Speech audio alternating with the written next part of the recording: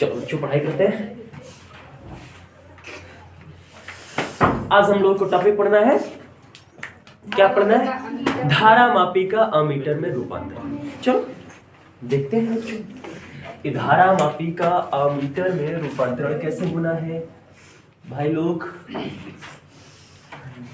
धारा मापी का अमीटर में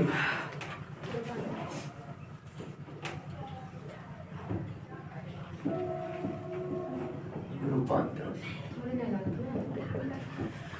बच्चों टॉपिक है हमारा धारा मापी का अमीटर में रूपांतरण। सबसे पहला प्रश्न ये है कि धारा मापी भी धारा नापता है, अमीटर भी धारा नापता है, तो धारा मापने वाली मशीन को ही धारा मापने वाली मशीन में कन्वर्ट क्यों किया जा रहा है? सबसे पहला प्रश्न तो यही है लॉजिकली। तो बच्चों बात ये है, धारा मापी में 2-3 दिक्कतें हैं। पहली दिक्कत की धारा का परास उसके पास ज़्यादा नहीं, ज़्यादा रेंज की धारा नहीं नाप सकता वो, ठीक है, बहुत छोटी धारा को नापता है।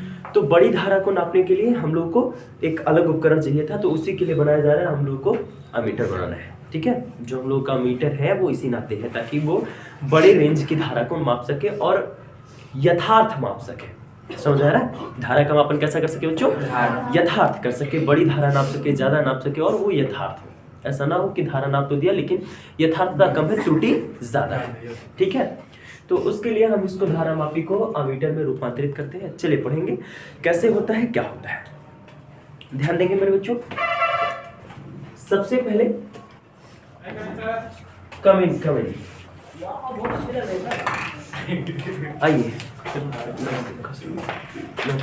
703 हो नमस्कार, खुश रहो। देखो भाई 703 सब्सक्राइबर हो गए हैं यार। और उस बच्चे का कहने का तात्पर्य ये था कि 703 को जो है 7003 में पहुंचाओ भाई। यार लाइक करो, शेयर करो, सब्सक्राइब करो, फॉलो करो यार भाई को। चलो सब घूमे परेशान था। चलो ठीक, एक दिन चल जाइए, सब्सक्राइब करवा भाई। लखनऊ छुट्टी हुई इसको लेके और सब बस में बैठ के चल जाइए लखनऊ, सब्सक्राइब करवा, चैनल सब्सक्राइब करो। ठीक है भैया, एक बस हम कम से कम 80 देने तो 60 चलो बच्चों, तो धारा मापी का अमीटर। अच्छा, हैप्पी चिल्ड्रन डे गाइस। आज हाँ शिक्षक दिवस है, आज शिक्षक दिवस है, तो हाँ आज शिक्षक दिवस है और आज हम लोग होली मनाएंगे। पटाखे भी जलाएंगे, रेवड़िया खाएंगे आज हम लोग। इस तरीके से आज हम लोग टीचर डे मनाएंगे। सारा प्रोग्राम पढ़ने के बाद अभी पढ़ेंगे पहले। देखो बच्चों, तो धारा मापी का क्या करना है? अमीटर में रूपांतरण करना है। देखिए धारा मापी, आपको बात समझ में आई कि धारा मापी भी धारा नापने वाली मशीन है, अमीटर भी धारा मापने वाली मशीन है। तो धारा मापने वाली मशीन को धारा मापने वाली ही मशीन में क्यों कन्वर्ट किया गया, उसके पीछे जो फैक्ट है वो ये है कि भाई धारा मापी का रेंज बहुत ज़्यादा नहीं होता, लंबे परास की धारा नहीं नाप सकता है वो। और हमें अगर लंबे परास की धारा नापनी है तो उसके लिए हम लोगों ने धारा मापी का रूपांतरण अमीटर में कर दिया है। और अमीटर एक ऐसा उपकरण है जो धारा का यथार्थ मापन करता है, शुद्ध करता है और लंबे रेंज का कर लेता है, ठीक है। चलिए अब समझेंगे कि कैसे मापा जाता है। देखो, तो सबसे पहली चीज, अमीटर से अगर किसी सर्किट में धारा नापनी है, अभी मैं अमीटर बनाना नहीं सिखा रहा हूँ, अभी मैं बता रहा हूँ उसका यूज, अमीटर से धारा नापेंगे कैसे। तो हमेशा याद रखना है, अमीटर से धारा नापने के लिए आपको अपना अमीटर उस पथ में या उस परिपथ में श्रेणी क्रम में जोड़ना होगा मेरे बच्चों। कौन से क्रम में? श्रेणी क्रम में जोड़ना है, ठीक है। पहली बात है कि अमीटर धारा अगर नापने जा रहा है तो अमीटर को सर्किट में जिस भी परिपथ में धारा नापनी है उस परिपथ में, उस हिस्से में आपका अमीटर किस क्रम में होना चाहिए? श्रेणी क्रम में होना चाहिए। इतना बात पल्ले पड़ गया? गुड आउट, ठीक है, कोई दिक्कत नहीं है ना, ठीक है। अब देखिए कि क्यों, बात आएगी ना, क्यों श्रेणी क्रम, समांतर क्रम में नहीं जोड़ सकते क्या? नहीं जोड़ सकते हो, जोड़ोगे तो लाभ नहीं है, नुकसान है, ठीक है। तुम काम क्या करने जा रहे हो? धारा नापने जा रहे हो। हाँ, जैसे मान के चल रहे हैं हमारे पास एक सर्किट है, सपोज दैट ऐसा वो सर्किट दिखने में ऐसे सर्किट है और ऐसे है, ठीक है। अगर बाय द वे हमें धारा इसकी नापनी हो, ठीक है, और आपने अपने अमीटर को इसके साथ लगा दिया समांतर क्रम में। कौन से क्रम में? समांतर क्रम में। तो भाई हम लोग ये बात जानते हैं कि समांतर क्रम में अगर हम लोग जोड़ेंगे तो समांतर क्रम में धाराएं बट जाती हैं। समझ में आ रहा है? अब उस हिस्से में अगर बाय द वे यहाँ से धारा 2 एम्पियर की जा रही थी, तो मान लो कि इस बिंदु पर पहुंचने के बाद यहाँ चली गई 1 एम्पियर, तो बाबू 1 एम्पियर नहीं, एक मत मानो, नहीं तुम लोग को लगेगा सर जी 1 एम्पियर आ जाता है, 1 एम्पियर तो ना प्लीज हो, या मान लेते हैं 1.5 एम्पियर की धारा चली गई और वहां चली गई 0.5 एम्पियर। तो बाबू इस आपके अमीटर में जो धारा जा रही है वो कितनी जा रही है? 0.5 एम्पियर की, है ना। और इसमें धारा कितनी जा रही है? और इसी की धारा आपको नापनी थी, आपने क्या किया? समांतर क्रम में जोड़ दिया। तो अब इसकी धारा नाप करके जो धारा आपके अमीटर में जाएगी वही तो वो नापेगा, ठीक। तो इसकी धारा नापनी थी, लेकिन नाप कितना रहा? 0.5। क्या सही मापन किया इसने? नहीं। इसी वजह से हम लोग उसको समांतर क्रम में नहीं जोड़ते हैं, श्रेणी क्रम में जोड़ते हैं। अब चलो देखो, यही श्रेणी क्रम में जोड़ दो, श्रेणी क्रम में उस रेजिस्टेंस के आगे या पीछे कहीं जोड़ दो। अगर हमने यहाँ जोड़ दिया है तो 2 एम्पियर की धारा आ रही थी, 2 एम्पियर धारा हुआ यू में से होके जाए कि नहीं से जाएगा। अब जब 2 एम्पियर की धारा इसमें होकर के जाएगा तो 2 एम्पियर की धारा नापेगा। समझ में आ रहा है? ठीक है। तो पहला जवाब है, पहला क्वेश्चन तो समझ में आ गया कि अमीटर से हमें जब भी धारा नापनी होगी, अमीटर को हम अपने सर्किट में श्रेणी क्रम में नापेंगे। किस क्रम में जोड़ेंगे बच्चों? श्रेणी क्रम में जोड़ेंगे। बात समझ में आ गई? ठीक है। श्रेणी क्रम में क्यों जोड़ना है समझ में आ गया? क्योंकि श्रेणी क्रम में जोड़ने से धाराएं बढ़ती नहीं है। आपको सर्किट में जितनी धारा बह रही है उतनी ही वो नाप करके बताएगा। क्लियर? अब कैसे रूपांतरण करेंगे उस पर बात कर लेते हैं। चलो देखो, अमीटर बनाना कैसे है, बहुत सहज है। अमीटर को बनाने के लिए आप ले लो अपना गैल्वेनोमीटर। क्या ले लो बच्चों? गैल्वेनोमीटर मतलब धारा मापी। ये आपने ले लिया धारा मापी। ये क्या है बच्चों? धारा मापी। इसका प्रतिरोध मान लेते हैं कैपिटल जी। ये धारा मापी है और इसका प्रतिरोध कितना है बच्चों? Capital G. आपको क्या करना है? एक प्रतिरोध लेना है। क्या करना बच्चों? एक प्रतिरोध लेना, और प्रतिरोध को इसके साथ श्रेणी क्रम में ऐड कर देना। प्रतिरोध, ये जो प्रतिरोध ले रहे हो इसका मान बहुत ज्यादा रहना चाहिए, बहुत कम रहना चाहिए? बहुत कम रहना चाहिए। बहुत निम्न होना चाहिए। राइट, सही जवाब है। बहुत कम होना चाहिए। यहाँ जो आप तार ले रहे हैं, या जो इसे हम लोग शंट कहते हैं, इसे क्या कहते हैं? शंट कहते हैं। ये जो शंट होता है, ये शंट बाहर से जोड़ा गया एक प्रतिरोध होता है जिसका परिमाण प्रतिरोध में बहुत निम्न होता है। ठीक है। तो बच्चों इस शंट को जोड़ देंगे। मान लिया शंट का प्रतिरोध कैपिटल एस। शंट का प्रतिरोध कितना है? बस गैल्वेनोमीटर में शंट के जोड़ते ही बन गया अमीटर। गैल्वेनोमीटर में शंट के जोड़ते ही क्या बन गया? अमीटर। अब यहाँ भी लॉजिकली कई प्रश्न उठेंगे, सर शंट जो जोड़ रहे हैं उसका प्रतिरोध काफी कम क्यों रखना है? ज्यादा प्रतिरोध रख सकते हैं कि नहीं रख सकते? दिक्कत होगा क्या? हाँ बाबू दिक्कत हो जाएगा। शंट अगर ज्यादा प्रतिरोध लगा देंगे हम लोग, शंट में ज्यादा रेजिस्टेंस लगाएंगे, तो उससे दिक्कत ये है ऊंचे प्रतिरोध में कि धारा का मान फिर से यहाँ बटना है। समझ आ रहा है? और शंट लगाए इस नाते जाता है ताकि यहाँ पे जो वोल्टेज स्थापित हो वो दोनों का एक समान हो और दोनों की धाराएं मिलाकर किससे मिला है? एक समान है। और अभी देखेंगे ओम के नियम से ही हम लोग यहाँ धारा निकालते हैं। ठीक है। तो ये मान लिया, अब यहाँ पे सर्किट में आ रही है आई एम्पियर की धारा। टोटल कितनी धारा आ रही है? आई एम्पियर की धारा। और गैल्वेनोमीटर में बट करके चली गई आई जी। कितनी चली गई? आई जी चली गई, मान लेते हैं। तो यहाँ कितना बचेगा? आई माइनस आई, और यही जाकर के आपके शंट में बहेगी। अब ये दोनों धाराएं फिर यहाँ मिलेगी और इस तरीके से निकलेंगी। देखो ये याद रखो, अमीटर में रूपांतरण करने के लिए बहुत सहज तरीका ये है कि एक निम्न प्रतिरोध का तार ले लो, चालक तार ले लो, कोई रेजिस्टेंस ले लो, निम्न प्रतिरोध का रहना चाहिए। तुम अपने धारा मापी के साथ समांतर क्रम में उसको ऐड कर दो। देखो धारा मापी को अमीटर बनाने के लिए जो शंट जोड़ा जाता है वो समांतर क्रम में जोड़ा जाता है, तो अमीटर बन जाता है। और अमीटर से धारा नापने के लिए हमें जो इस पूरे उपकरण को जोड़ना होता है सर्किट में, वो श्रेणी क्रम में जोड़ा होता है। समझ आया? धारा नापने के लिए सर्किट में अमीटर को श्रेणी क्रम में और अमीटर बनाने के लिए निम्न प्रतिरोध का तार समांतर क्रम में गैल्वेनोमीटर के साथ यानी धारा मापी के साथ जोड़ा चाहिए। समझ में आया? जोड़िए। अब एक बात बताओ बच्चों, अब यहाँ जरा एक बात बताओ, धाराएं तो बट गई लेकिन गैल्वेनोमीटर और शंट किस क्रम में है?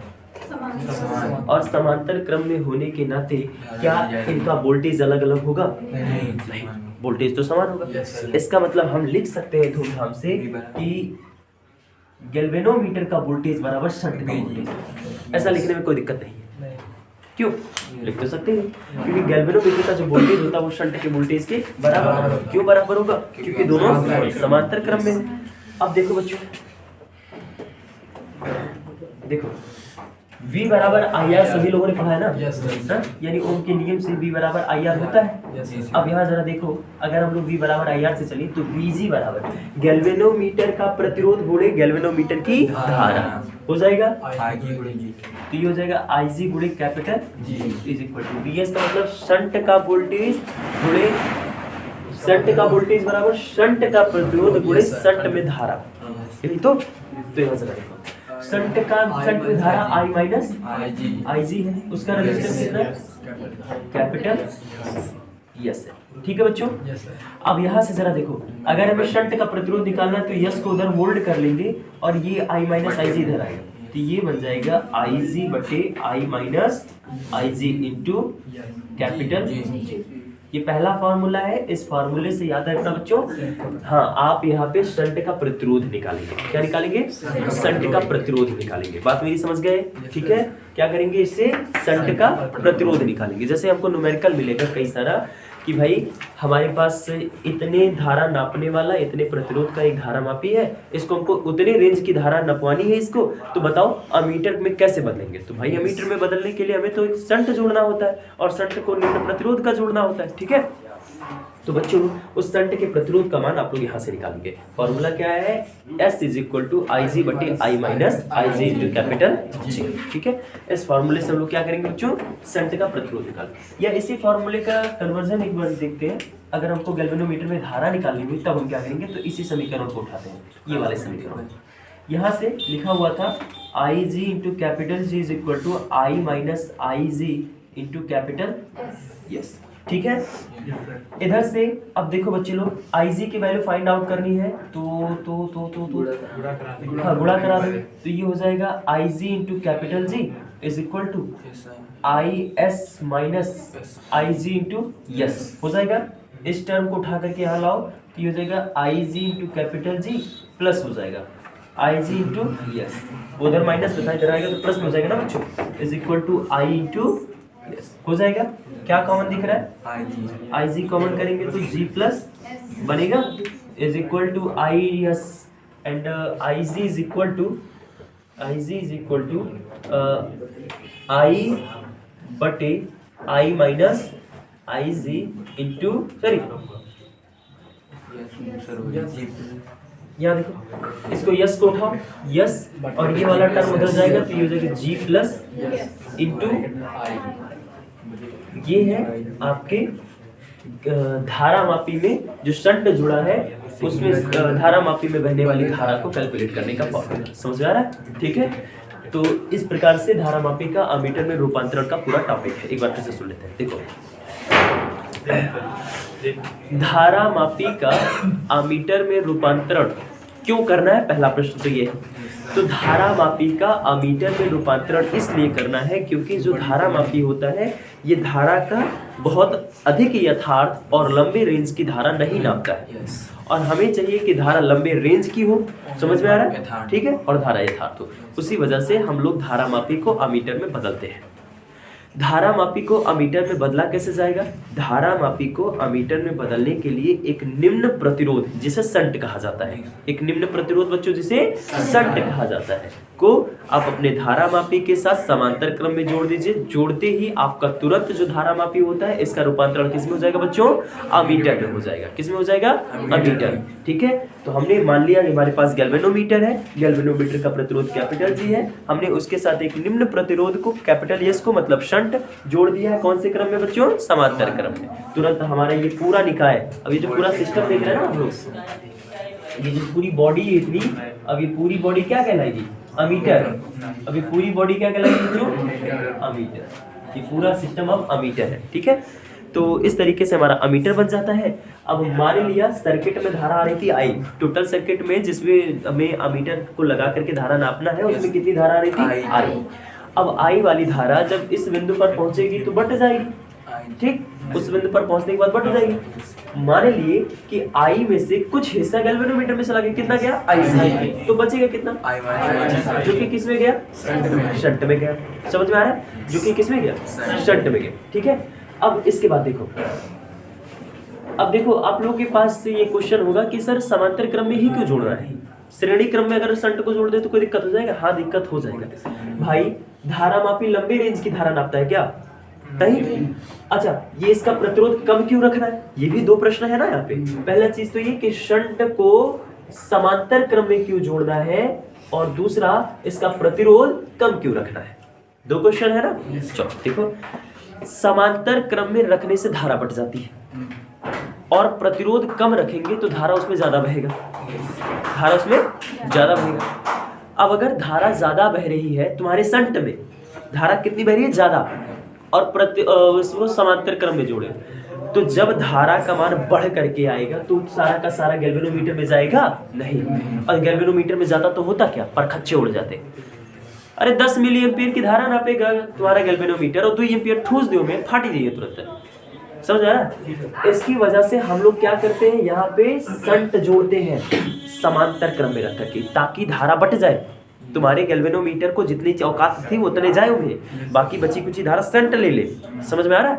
ठीक नहीं। और इसी नाते समांतर क्रम में जोड़ा जाता है, और कम प्रतिरोध जोड़ा जाता है कि कम प्रतिरोध रहेगा तो शंट में धारा ज्यादा आ जाएगी और गैल्वेनोमीटर में कम जाएगा, तो गैल्वेनोमीटर सेफ पड़ा रहेगा। बात समझ में आई? नहीं तो अगर श्रेणी में जोड़ देते तो उड़ जाते धारा से। कहे से 4-5 मिली एम्पियर की धारा या 10⁻³ एम्पियर की धारा, यही सब नापने में क्या औकात होता है उन लोग का। समझ में आ रहा है? और पता लगे 2 एम्पियर की धारा 1 एम्पियर की धारा आ गया तो पिघल उगल की गली जी निकलता है। तो इसी वजह से हम लोग क्या करते हैं, समांतर क्रम में जोड़ते हैं इसको, और इसको कम प्रतिरोध करते हैं कि ज्यादा धारा गैल्वेनोमीटर में ना जाए, शंट में आए। समझ में आ रहा है? अब देखो देखो बच्चों, तो इस तरीके से इसका मापन करना है। और यहाँ देखिए लाला आप लोग, गैल्वेनोमीटर और जोड़ा गया शंट जो है ये किस क्रम में है? समांतर क्रम में। तो दोनों का वोल्टेज मेरे बच्चों बराबर होगा। तो गैल्वेनोमीटर का वोल्टेज बराबर शंट का वोल्टेज, वोल्टेज बराबर धारा गुणे प्रतिरोध। गैल्वेनोमीटर का वोल्टेज बराबर गैल्वेनोमीटर में धारा गुणे प्रतिरोध। गैल्वेनोमीटर में धारा IG है, रेजिस्टेंस है गैल्वेनोमीटर का कैपिटल G। समझ में आ रहा है? तो यहाँ हो जाएगा IG into capital G, and उसके बाद VS के स्थान पे I minus IG into S, धारा गुणे प्रतिरोध। समझ में आ गया? अब उसके बाद यहाँ से मैंने पहला फॉर्मूला कैलकुलेट किया शंट के प्रतिरोध को कैलकुलेट करने के लिए। शंट का प्रतिरोध यहाँ से S दिख रहा है, I माइनस IG इस पक्ष में भेज दिया तो S is equal to IG बटे I minus IG into capital G आ जाएगा। इस फॉर्मूले से मेरे बच्चों हम लोग शंट का प्रतिरोध कैलकुलेट कर लेंगे। कोई डाउट? उसके बाद इसी समीकरण को उठाते हैं, यस का अंदर मल्टीप्लाई करते हैं और IG वाले टर्म को एक सेकंड इकट्ठा करते हैं, IG कॉमन लेते हैं, G प्लस S बनता है, दूसरे पक्ष में लात मारते हैं, फॉर्मूला बन जाता है IG is equal to I into capital S बटे कैपिटल S प्लस G। अच्छा, एक चीज समझ में नहीं आ रहा होगा इधर कि मामला आखिर G प्लस S का क्यों हुआ है ना। तो G प्लस S के होने का जो कारण है आप जरा देखिए, ये G प्लस S जो रखा गया है, बिल्कुल आप लोग दिमाग मत लगाइएगा कि G प्लस S वाला जो मामला है ये प्रतिरोध को जोड़ करके रखा होगा, नहीं, यहाँ आपके फॉर्मूले से वो जनरेट हो रहा है। समझ आ रहा है? वो हाँ, लॉजिक मत लगाने लगना कि शायद श्रेणी क्रम समांतर क्रम के नाते G प्लस S हुआ, ऐसा नहीं, वो फॉर्मूले में ऐसे वैलेंसी की वजह से आ गया।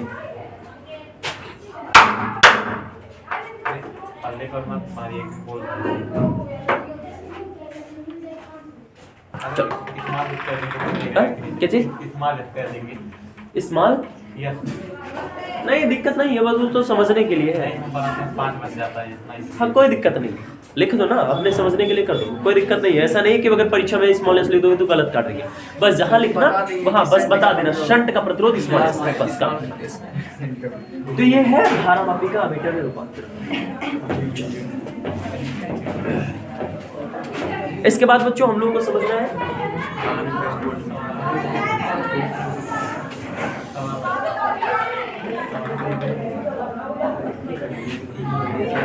हो गया सर।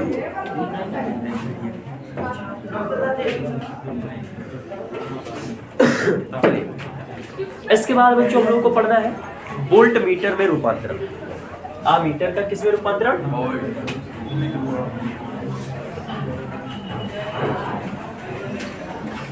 मीटर का सॉरी धारामापी